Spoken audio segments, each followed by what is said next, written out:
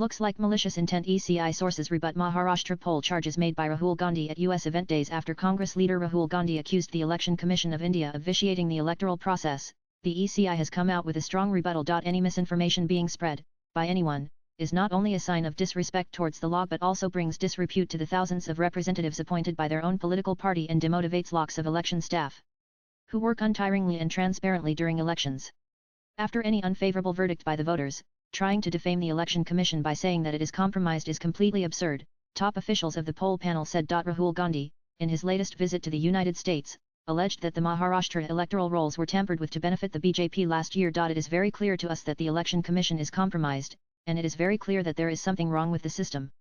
I have said this multiple times, said the leader of the opposition in the Lok Sabha. The Congress lawmaker said more people voted in the Maharashtra Assembly election than there were adults in the state. The Election Commission gave us a voting figure for 5.30 p.m., and between 5.30 p.m. and 7.30 p.m., 65 lakh voters voted.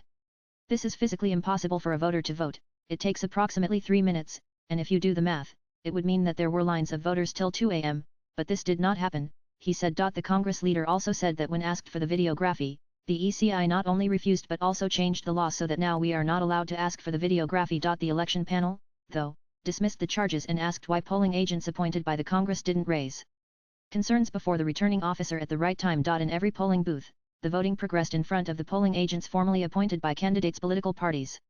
The INCS-nominated candidates or their authorized agents have not raised any substantiated allegations with regards to any kind of abnormal voting at the time of scrutiny before the returning officer RO and the election observers on the next day, ECI sources said. The apex body for elections in India contended that there is no merit in the charge that voter turnout suddenly went up in the last hour of the voting window.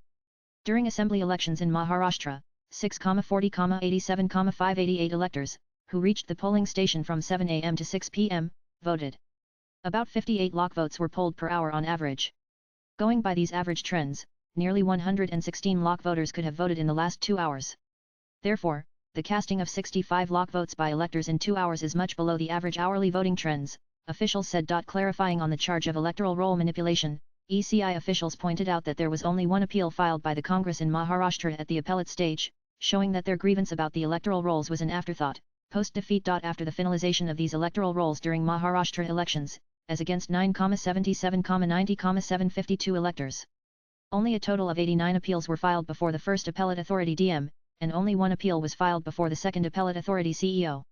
Therefore, it is amply clear that there was no grievance of the INC or any other political parties before the conduct of Maharashtra Assembly elections in 2024, said the sources. The ECI officials further said that during the revision of electoral rolls, for 1,00,427 polling booths, along with 97,325 booth-level officers appointed by the EROS, a total of 1,03,727 booth-level agents were also appointed by all political parties, including 27,099 by the Congress. Swipe left for next video. Therefore, these unsubstantiated allegations raised against the electoral rolls of Maharashtra are an affront to the rule of law, they said. Contending that all polls are being held as per the rule of law, ECI sources said that all details about Maharashtra have been available on the Election Commission website since December 2024, so repeating the charges without looking at the clarification looks like malicious intent. Latest blogs.